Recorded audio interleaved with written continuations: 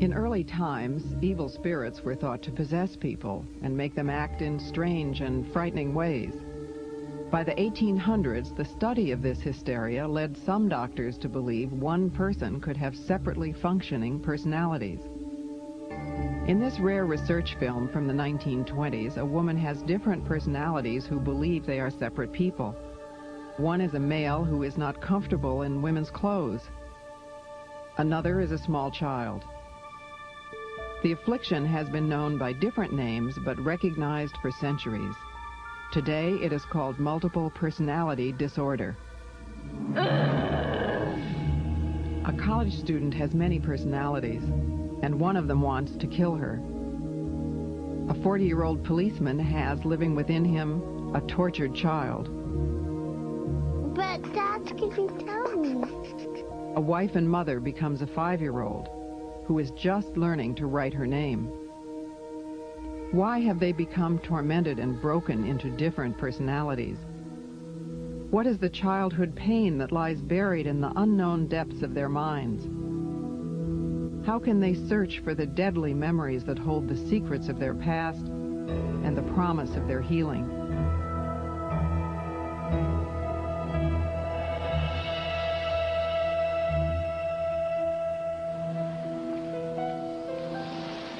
Twice a week, Gretchen walks across town to see her therapist. She can't afford a car because what little money she has goes for therapy. Gretchen is divorced and has 2 children who she hardly ever sees.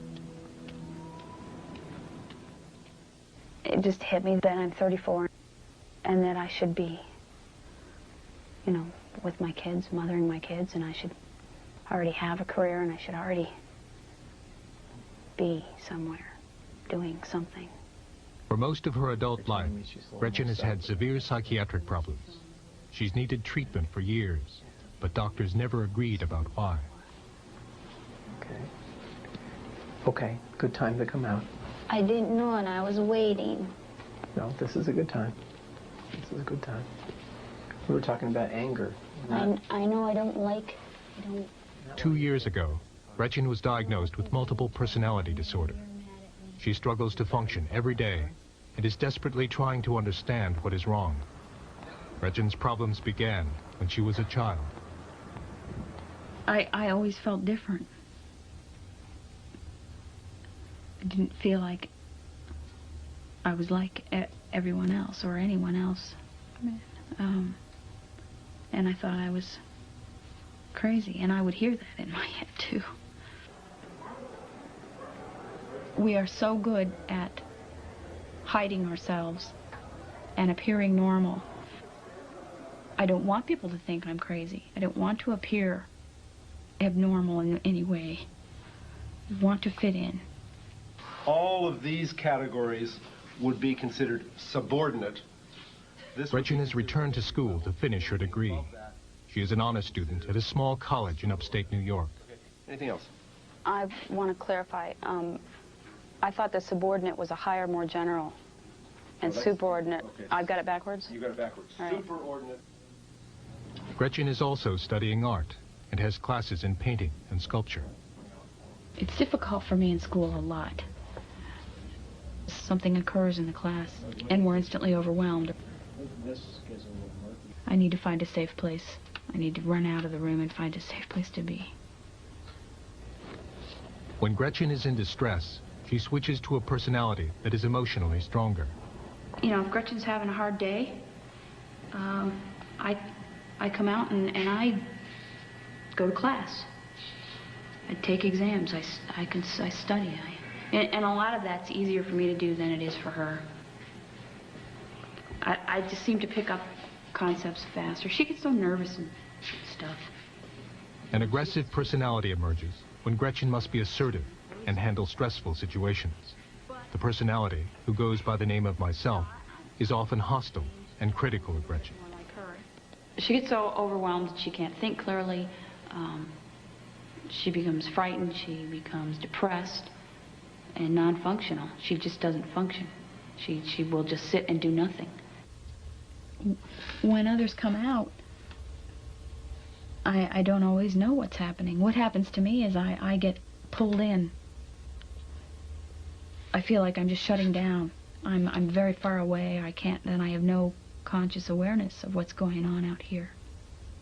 Keep very still. When Gretchen switches to another personality, she is often unconscious while the other personality is in control.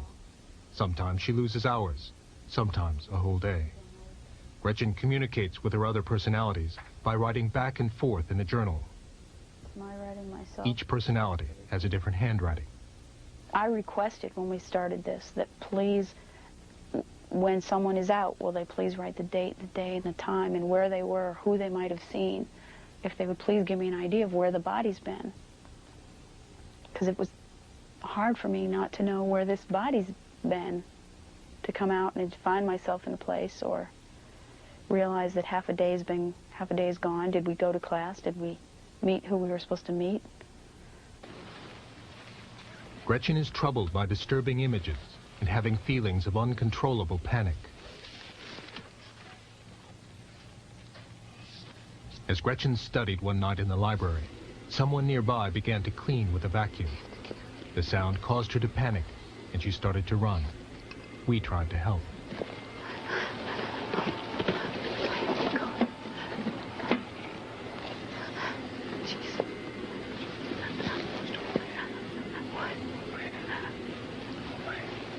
Gretchen experiences panic attacks that are triggered by certain sights and sounds. The attacks can happen any place, at any time. What are we going to do? What do you need to do?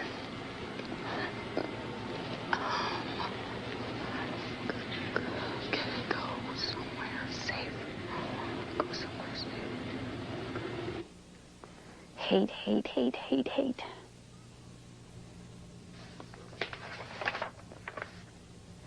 Gretchen is mutilated by a personality that feels she should be hurt and punished.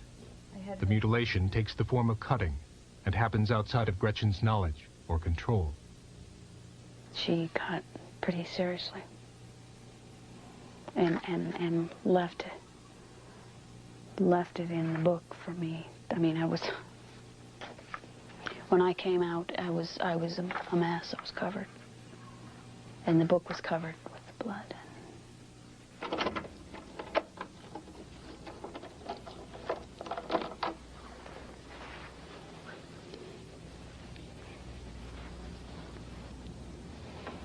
One night, Gretchen was working in the art studio at school when a destructive personality took control. She found herself with cuts on her arm and blood on her clothes. Gretchen returned to school to see what had happened.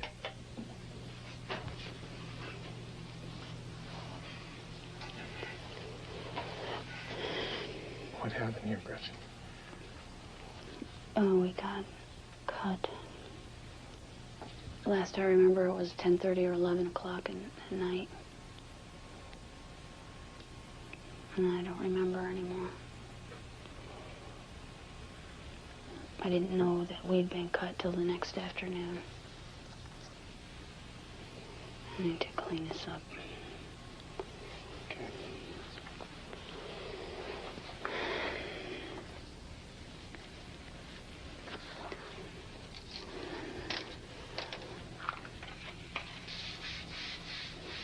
The mutilation has been happening for years. Hundreds of cuts have been inflicted on Gretchen's arm and on other parts of her body. But this cutting is more serious than most. Her life is becoming unmanageable and dangerous.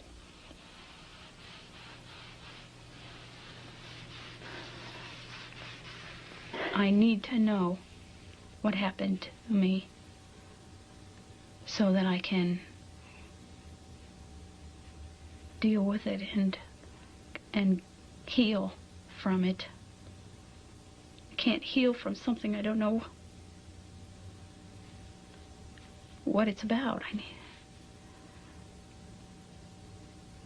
I need to understand it as best I can so that I can go on with my life. Gretchen traveled 2,000 miles to get specialized treatment at a psychiatric hospital in Texas, which has a specialty in treating multiple personality disorder. There's one thing to get a memory. Hospital therapy focuses on recovering repressed memories. Like Gretchen, everyone here is struggling to come to terms with the truth about their past. Being able to accept what you're getting, your memories, may mean that you also have to accept something about someone you don't want to. What's the most painful thing about it? Believing that that really happened To you? to this body.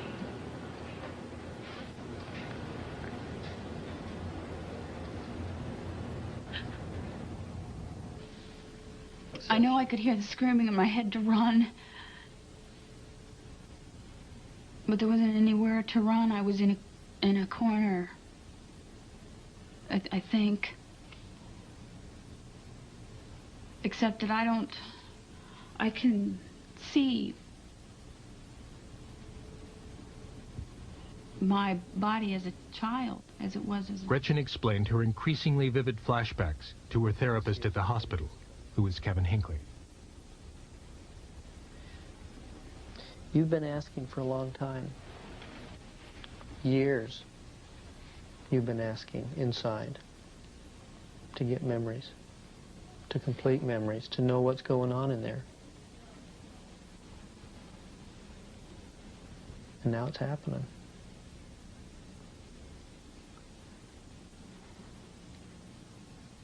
It feels real close.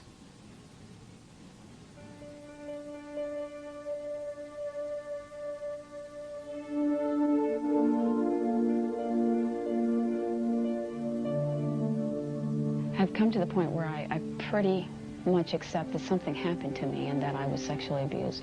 When I try to think that of who it might be,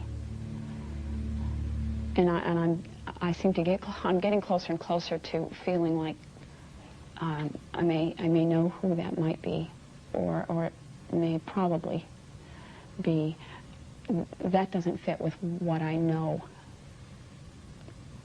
that I experienced, and that I saw, and that I hear, and that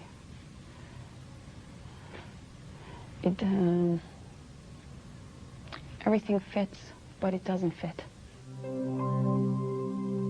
I had a wonderful life. I have lots of happy memories. I have lots of wonderful things in my childhood.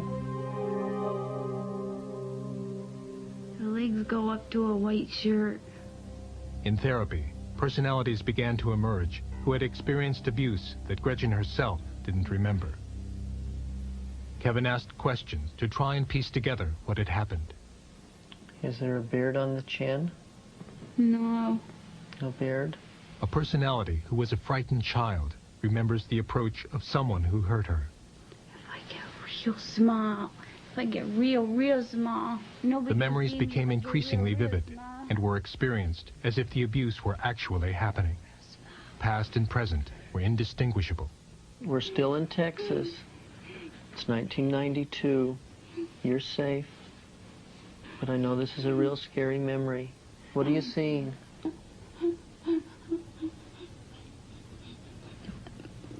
Big hands, big Big hands. hands? What's happening with the big hands?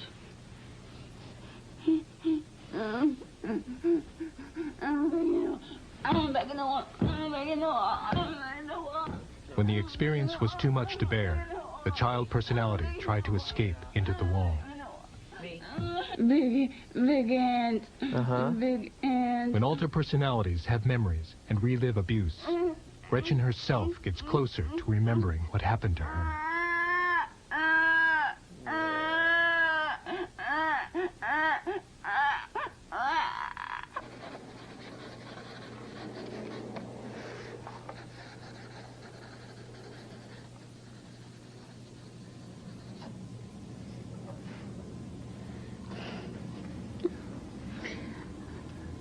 Who's here? It's myself. The best thing about journal writing is we just come popping out. That's my writing. That's my writing. See, I go on for pages. That's Gretchen's writing. You used to hurt Gretchen? I would do anything to destroy anything she did and to hurt her in any way I could. And I used to be one of those inside that belittled her and called her names and swore at her and hurt her. I cut the shit out of her. And I'm very good at it. I'm the one who severed the artery in the 4 tendons. Why did you do that? I wanted to kill her. I hated her. What did she do? I stopped growing at 14 because that's when she began becoming interested in boys and dating and all of that. And I hated it. I didn't want any part of it. So I quit. I wasn't going to be any more than 14. Because nobody was ever going to touch me. And whenever that would happen with Gretchen, it would hurt me and I would hate it. I would hate her, and I would hate her for letting that happen. So I cut her. We have to be able to build Gretchen's self, her sense of her own control, her ability to resist the urges to switch, the urges to cut, the urges to have to mutilate. Gretchen's case was discussed in a hospital staff meeting, where therapists and psychiatrists consult and make therapeutic decisions. I think she's experiencing a lot of anxiety because her body, she says, why is my head hitting the wall? Why is somebody cutting my arm? Is she aware of why all of this is happening to her physically? She's slowly coming to grips with that. One of the things that I've tried to have her understand is that internally she has a tremendous pressure that's going on. There's a tremendous conflict between those inside that have carried the memories for so long who want other people to know what happened to them. They no longer want to carry these memories. There's a tremendous pressure for them to tell their stories about what occurred. Gretchen's memories were still blocked, and the impasse was beginning to affect the progress of her therapy. Other personalities needed to be reached so their memories could bring her closer to a cure. Gretchen was given a drug called sodium amytal, which acts like a truth serum. The drug helps break through resistance to remembering the past. Okay, how about that? She was restrained because some personalities could be violent. The incident we were talking about yesterday, with Gretchen as a child in the corner and the legs coming in. What do you know about that? Yes, they're still there. Okay. Stay with the bathroom for a moment. Then what happened? They, Need everybody to stay in the bathroom this time. Let's finish this. They moved in the bathroom over to us. And then what? Then there was a penis in her mouth. Yeah. Yuck! Whose penis was it? I don't know. Okay. Yeah, what do you see? My jaw hurts, my mouth hurts, I can't breathe, I can't breathe, I can't breathe. Memories began to surface about oral and vaginal abuse that had occurred in a bathroom. So far, these were the most specific and detailed memories to come out. But then, another personality named Enigma appeared. A dangerous personality at the core of Gretchen's self-destruction. Enigma, what happens to you if the puzzle gets solved? Huh? Are you punished in some way? I'll kill her before you kill her! I'll kill her before you kill her! Guess what? The good news is I'm not going to kill her. There's no punishment. I'm not going to hurt her. And I have no intentions of killing her. We're going to keep her safe. And that's where I need your help. She belongs in a bed. No, she doesn't. No, no, that's what the abuser said. And it was not true. Enigma's job is to kill the body should these memories come out. And you hear halfway through the interview her saying, I'll kill her before you do. Makes me wonder if there was some kind of threat that says if you ever talk, we'll kill you. And this is kind of what I look like. That's about how old I am, that picture. She looks pretty happy. And on Gretchen was exhausted after therapy, so an untroubled child personality emerged. it's the picture I cut out. How old are you? I'm 8. We haven't had a very good couple of days. Everything's been, everyone's been up in arms. Yeah, what's been going on inside? Well, I don't know all of the details, but there's been a lot of people that are upset and hurting inside, and hurting stomachs and hurting throats, and the worst part is hurting hearts. Sometimes our hearts, we have hurting hearts. But I try to just help out. Plus, I get to have some fun myself. If I'm out, I get to do something. I don't always have to work.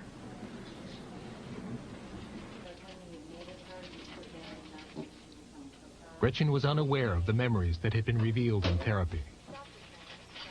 The next step was for her to learn about the abuse that had always been too painful to remember. She doesn't understand that it was small. Do you understand that? Killing.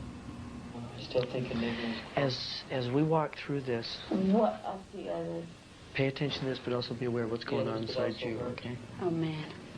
Don't ask too much of me, Kevin. What of the others that also hurt? One that Gretchen doesn't understand is why the body wasn't able to fight more back then.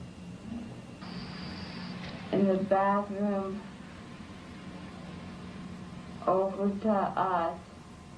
Kevin asked Gretchen to watch videotape of the therapy so she would know what her other personalities had remembered. The hands.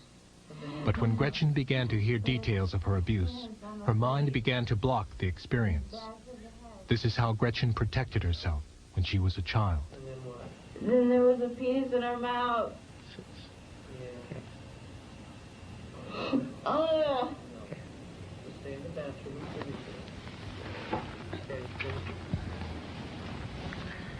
Okay, stay connected here. What are you feeling right now? You're hurting me! I know. Get off my feet! Get off my feet! Minutes later, confronted with the abuse, the violent personality of Enigma emerged in a rage. Do not touch his face! Do not touch his face! Is that what happened during the abuse? It is, isn't it? Go ahead, kill this body, Go ahead, kill this body. We shall always remain! We shall always remain! Enigma! We shall always be Enigma! We shall always be! We shall always be! You're not evil. And you're not a demon. You're not a demon. I don't know what you were taught, but it's not true. Somebody out there to get the door? I had an idea that this might happen. This is a real common reaction when things have been so far repressed down inside and then they see it on videotape for the first time or hear it for the first time. Suddenly it becomes very real and they know that things happen. It makes it, the denial melts away and they're faced with the reality of the trauma and the pain. And it can be a real shock.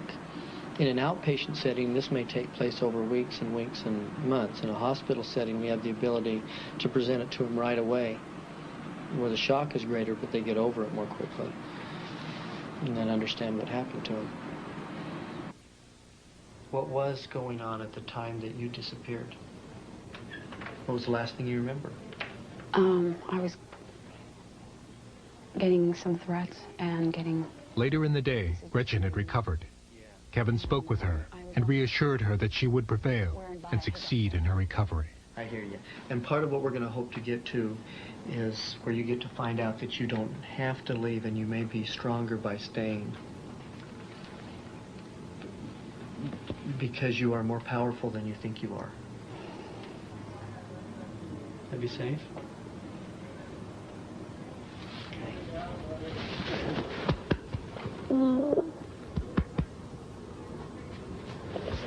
Thank you.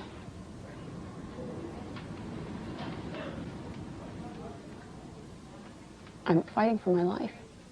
I'm fighting for the survival of this body, and more than just the survival of this body. I don't want to just survive. I have been just surviving for a long time. This is no way to live. I would like to begin living and feeling and not just existing.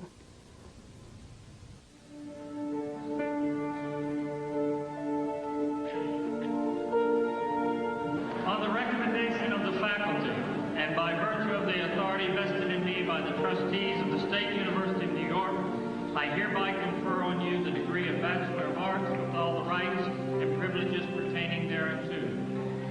After 4 months of treatment in Texas, Gretchen returned home and finished college, graduating summa cum laude in the top 1% of her class. She now feels she knows who her abuser is, and therapy is helping her heal and gain control of her life. Gretchen plans to continue with her education.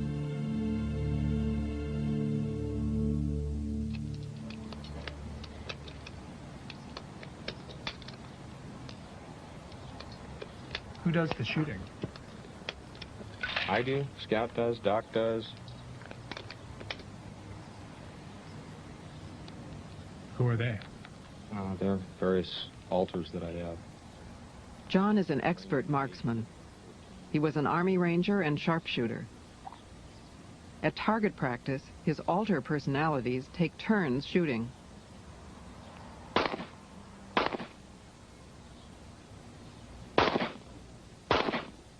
John's personalities have different styles of firing a gun. Scout shoots from one knee. What is your function in the system? My function? Yeah. I act as the observer, the scout. How do you help John?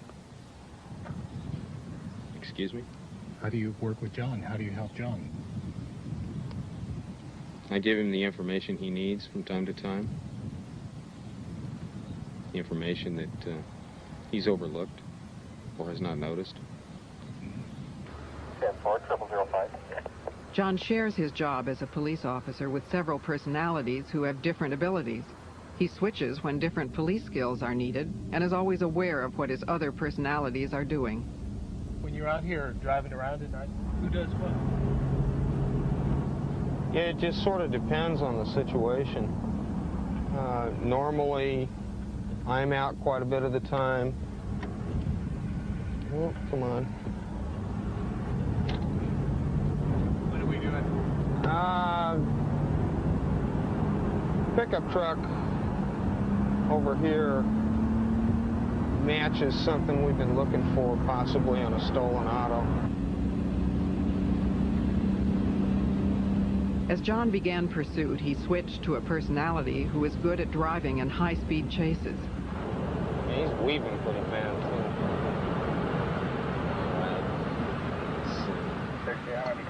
Location. 10-4-0013.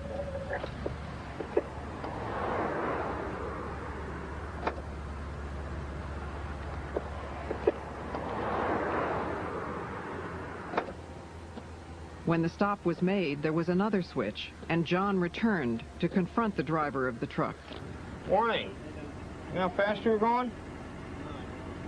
You don't have any idea? Does your odometer work on here? Yeah, my gaslight's got burned. Gaslight's got burned out. I paced you at over 75 miles an hour. Among his fellow officers, John has a good reputation. Lieutenant Pritchard is his commanding officer. John knows what's going on when he's out there in any given situation. He's able to make decisions on his feet in tough situations and just think really fast. This is while we were in St. Louis at the training academy. It's my rookie dog, and me, the rookie handler. We worked patrol together for 4.5 years. Best partner I ever had, much better than any two-footed partner I ever worked with. John showed us his scrapbook of 13 years as a police officer. He's had many awards and commendations which began early in his career. In 1982, I was awarded the Outstanding Officer of the Year award by the JCs, which is an award that's offered every year. Hi.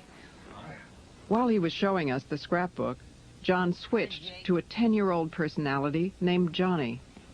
Hi. John had trained his dog to stay out of the living room, but when he switched, the dog entered, sensing that his master was no longer present.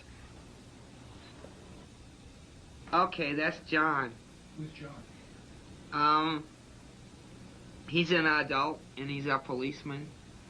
The child personality of Johnny recognizes John in the photograph and sees him as a separate person. Awarded as the... Johnny read the article from the scrapbook and, like a 10-year-old, had trouble understanding the words. Enforcement officer of 1982 by the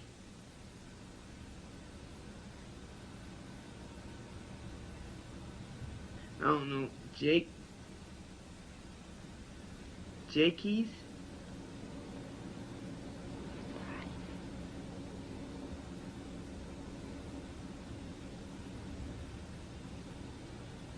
When John switched back, the dog recognized him and left the room as he had been trained.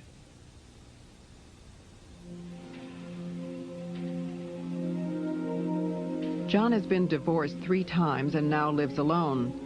He's had problems with depression and unexplainable mood swings, especially controlling his temper. John used to have a drinking problem, but has been sober for years. Did you ever go back after him?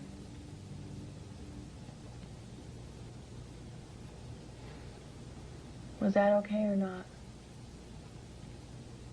I tried. Yeah. John's therapist is Julie Clark, who has been treating him since his diagnosis. Push face first, okay? Several years ago, John began having flashbacks of being abused as a child. He began therapy, and soon after, different personalities began to appear. John was hospitalized with a diagnosis of post-traumatic stress and multiple personality disorder. Since then, personalities with memories of abuse have come forward, like Edward, who remembers being shoved down a staircase. How many years older was he? 10. It's a lot of years. Not anymore. Not anymore, huh? No. The abuse his alter personalities remember was never known by John himself. He has only vague memories of growing up. My memories of childhood are real limited. It's more like a framework. And I can tell you where I went to school. And maybe a little bit about some of the later grades. Along about 7th and 8th grade, I can fill in some blanks. What John can remember is a stable home and being well provided for. He also remembers the voices that have always existed inside his mind. I've always been aware that there were voices, okay, that I spoke with and that spoke to me. But I thought that was subconscious or thoughts or however you want to put it, I'm not real sure. It seemed natural, it seemed normal. The voices John heard were those of his 20 personalities. Many of them are frightened children who appear only in therapy. 5-year-old Hans was tortured with electricity. Mm-hmm. How did he hurt you, Hans? Electricity. Electricity? Yeah. Do you remember how he did that? It's okay to say the words here. With the box.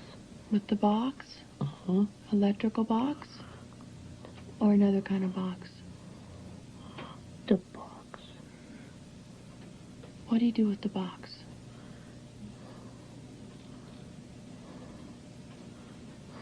You only have to see it for a few minutes. Let yourself see the pictures. I don't like it. I know you don't like it. And you know what? It's not happening today. You're here with me in the office.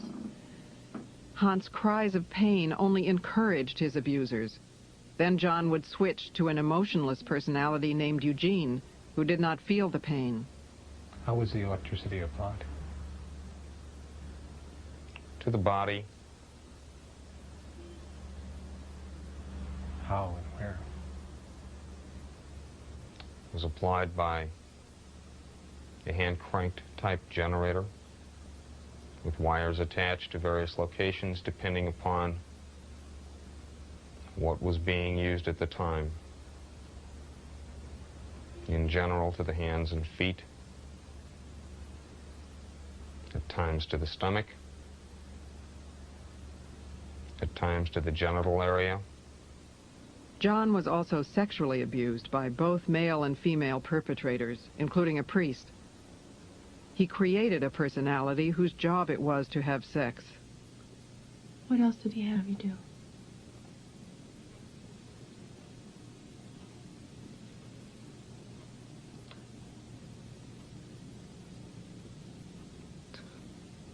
To lick it. To lick it?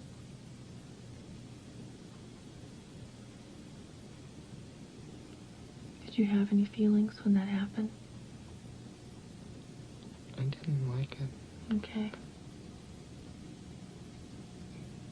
It smelled bad. I didn't like that. Okay. And you don't have to do that again either. Oh, over here. Okay. I don't know. I got curious, so I called. I found out right behind that trash can right there outside the door. I went to throw something in it, and I seen it. Without thinking, I picked it up. Okay. And then I brought it in here later. In addition to street patrol, John works on different assignments, like this search for a murder weapon. He also investigates many child abuse cases and has been appointed to a county task force setting standards for their investigations. It's very obvious that my perpetrators will never be prosecuted.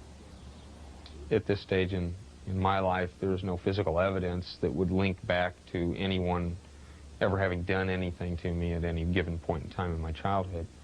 There'd be no way to prove it in court of law. At least I'm making a difference, even as small as it is, in the area that I'm in. But there is a difference made. And maybe there's one perpetrator out there that will go to prison and he'll be known, or she'll be known. And maybe that makes a difference in some child or some woman's life. So that's real important to us.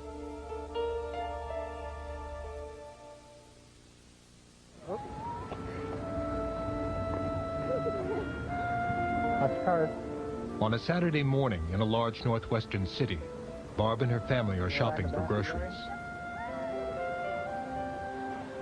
Barb and Pat have been married for 9 years and have 3 daughters. Today they're with Hannah, who is 9, and Lori, who is 6. This isn't what you want, huh? Pat is off work on weekends from his warehouse job, and Barb manages their household. I know you like candy, but that's not what we're buying today. Okay, well, you guys get to pick 2 cereals, so you each get to pick one. Stop. Let him up.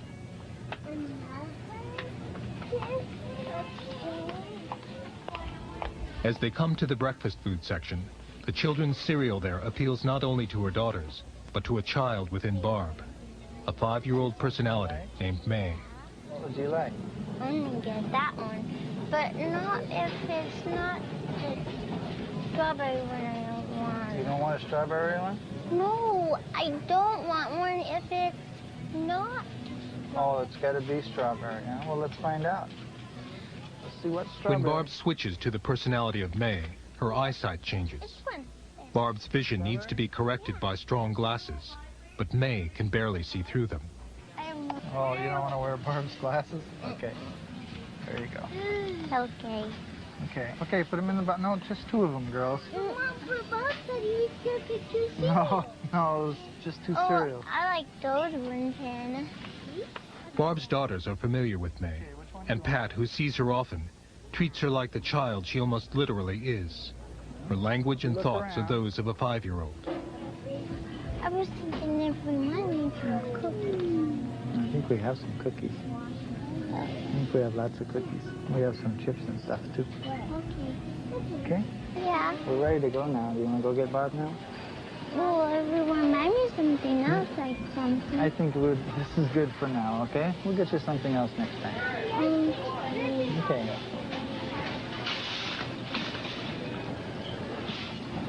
Here you go. She didn't want to wear them. When Pat and Barb were married, Barb had been in therapy for severe depression, but no one suspected that she had other personalities. Well, we were in bed one night, and she woke me up because she wasn't sleeping. She was sitting in bed, and I sat up, and she asked me who I was. I said, I'm Pat, I'm your husband. And she says, I don't have a husband, I'm only 9 years old. What are you doing in my bed?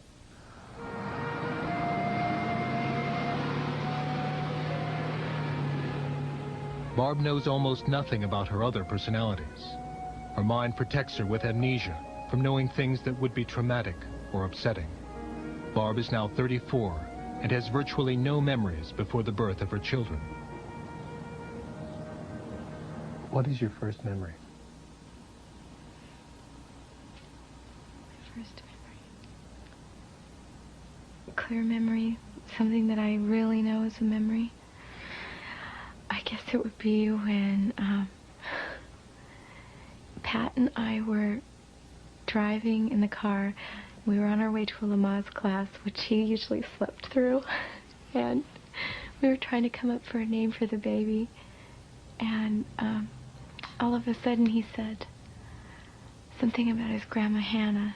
And I said, that's the name. That's the name I want to name the baby. How old were you?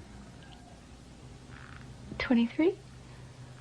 Barb developed multiple personality disorder because she needed to cope with the tremendous disparity between the life that her family expected her to reflect to the outside world and what was actually going on in that household. Barb's therapist is Stephen Feldman, who is an acknowledged expert in the treatment of multiple personality disorder. Her father was a prominent, successful dentist. He was a professor at the university. He had a flourishing private practice.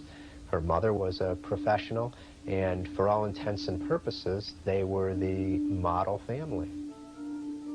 But Barb's family was profoundly troubled. Notes from a psychiatrist who counseled Barb as a child suggest that her home life was chaotic, and that Barb's mother dealt with the family's problems mainly by denying they existed. Barb developed an ulcer, and when she was 13, had the first of several abortions performed during her teenage years. I think that she was tortured for years and years and years. I think that she was physically abused, sexually abused, psychologically abused. Her father was a very sadistic and horrible person. I've got something in my pocket that belongs across my face. I keep it very... Barb's amnesia for her childhood enables her to live free from the burden of her past. But her abuse is not really forgotten. Those memories exist in the minds of her other personalities. Personalities who lead different lives. When an alter personality takes control, Barb may disappear for days at a time. She finds herself far from home, occasionally in other states, and once in Canada. When this happens, Barb experiences a total loss of time.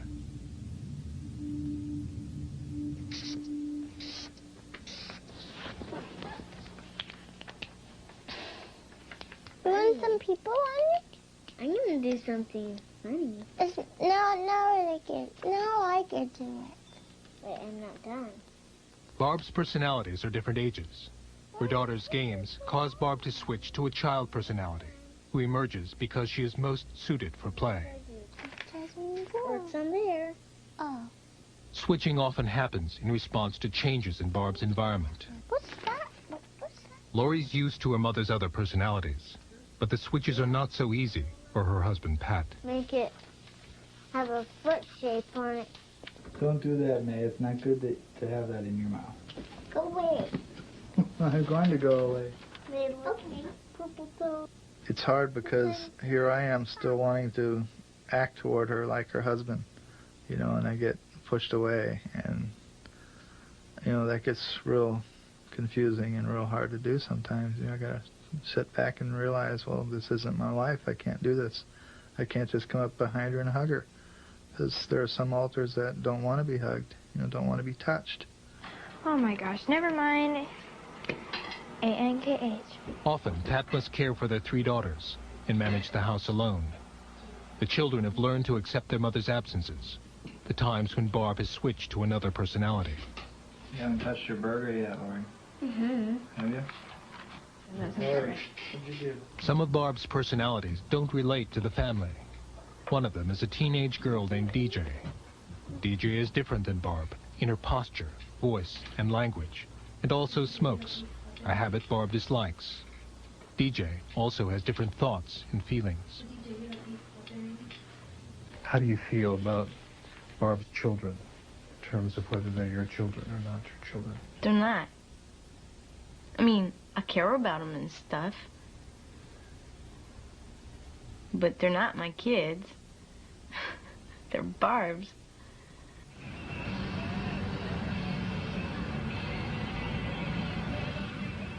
DJ emerges when Barb needs to drive, because driving makes Barb nervous. DJ is emotionally stronger and has memories that Barb doesn't. Memories of abuse. He's a dentist, right? And he'd drill on her teeth, drill on other parts of her body with his dentist drill. Beat the shit out of her, you know, kick her and shit like that. When Barb couldn't run from her father, she escaped into her mind, leaving another personality to experience and contain the worst memories of torture. Like burned up. Burned.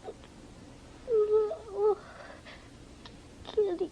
He burned up a kitty. Was it your kitty?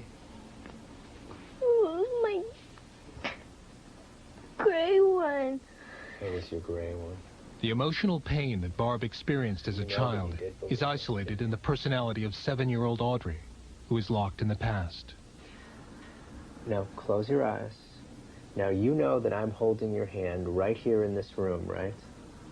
And I wasn't there when you all were really little and Roger was there, was I? I wasn't there. So, if I'm holding your hand, then you have to be here in my office with me, don't you? Okay. Many of Barb's personalities are involved in therapy, but some are resistant and difficult to deal with. I don't get a fucking thing to say. The last time when you were breaking stuff, you said when you start hearing all those things going on inside, all that chaos going on inside, that it makes you do that stuff to try and quiet everything down. I don't want to talk about nothing. Why? Because I don't. Why? As a small girl, Barb was physically unable to fend off the abuse. And because she knew that boys were stronger, Barb created male personalities who could fight. Devin is a teenage boy. Why don't you just fucking leave me alone?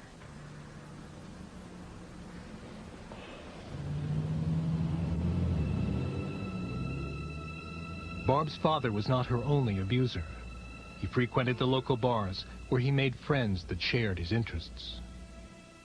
My father would bring people home that were also, you know, open-minded and interested in having sex with a young girl. I think there were a lot of men that were. And he would have me have sex with them. Sometimes he would ask me to tell them that I was a virgin. That seemed to heighten their interest. And he would get paid. Let's see. This is more her style of a tank top. Okay, is mine. Barb created a personality which made it easier to tolerate her abuse. A personality with different feelings about her body. And what's your name? Carrie. When Carrie is out, there can be serious problems. She feels no responsibility to the family and has caused difficulties for years. Very different. There's always been money missing. You know, and it's always a couple of $100 at a time, or I had $600 disappear once. I mean, the only thing, it was obvious to me that she spent it, but at the time we didn't know she was a multiple, and she had no explanation. I mean, I had to believe her when she said she didn't know, because it was just too obvious from talking to her that she really didn't know what was going on. Apparently the police have already called Barb and told her that they had gotten reports from like 17 different businesses on returned checks and were concerned. And I still don't know what's going on with that. I haven't talked to anyone myself about it. All right. Unknown to Barb or anyone, Carrie has written $1,500 worth of bad checks, money the family doesn't have. Pat is trying to get a loan from his credit union to pay the debt. You have a headache? I'm sorry. Been resting a while? We got another thing from our credit place.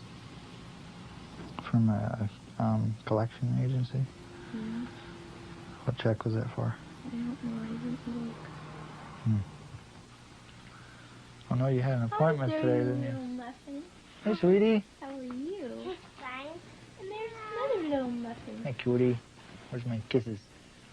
Where's my kisses? How was school today? Come on, you. Good. Math too? I have 3 girls that love math. That evening, we checked back with the family. Pat got the loan and was able to make good on the bad checks. And in another room, Barb had switched to Carrie again, so we were able to talk with her about what had happened. What happened to the money? I spent it. What did you spend the money on? I bought clothes and perfume and jewelry, and I just had a good time, whatever I wanted. Ate wherever I wanted to eat. Yeah? Yeah. Why? How would you feel if you were in my position? I don't know. Tell me one more time what your position is. I'm stuck here. I don't have a life. I feel used. I feel very used. I'm only allowed out when it's not something anyone else wants to handle.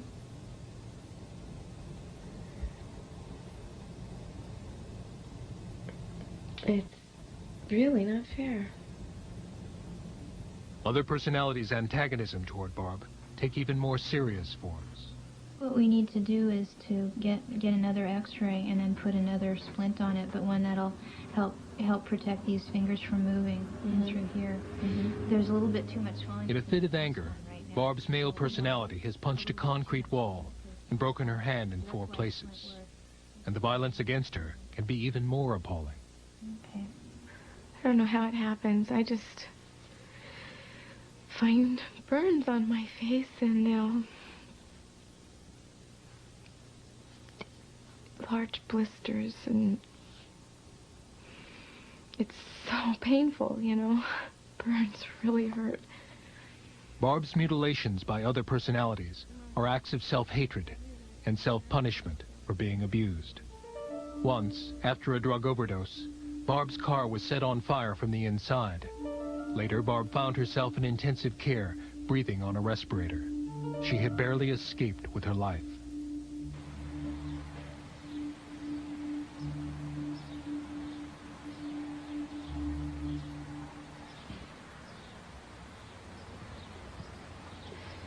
We were with Barb and her family when a dangerous time had come again.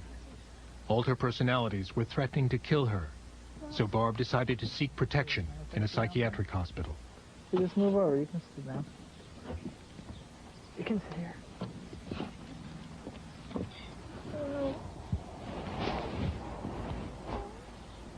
I think if I didn't have children, it wouldn't be so bad. But for their sake, I mean, I don't know what they would, how they would deal with it if anything else happened. I don't know how they've made it as far as they have and come through as well as they have.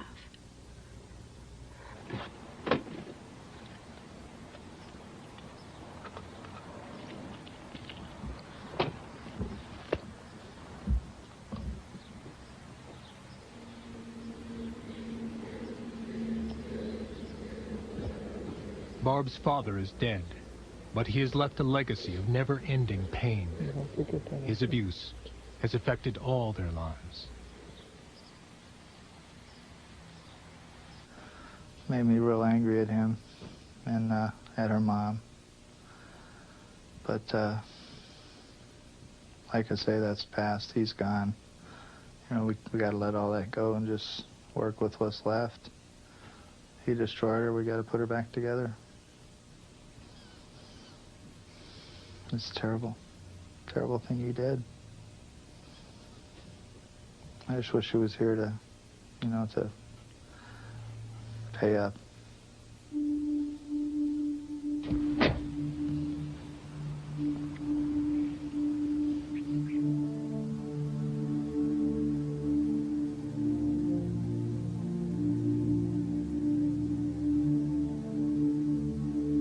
The people who have allowed their stories to be told have acted with enormous courage and concern for children who continue to be abused.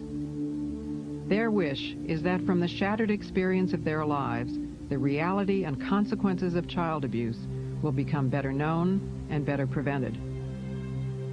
Multiple personality disorder shows the extraordinary capacity of the mind to invent ways of bearing the unbearable. And these people also show us that when allowed to give up its secrets, the human mind can heal itself.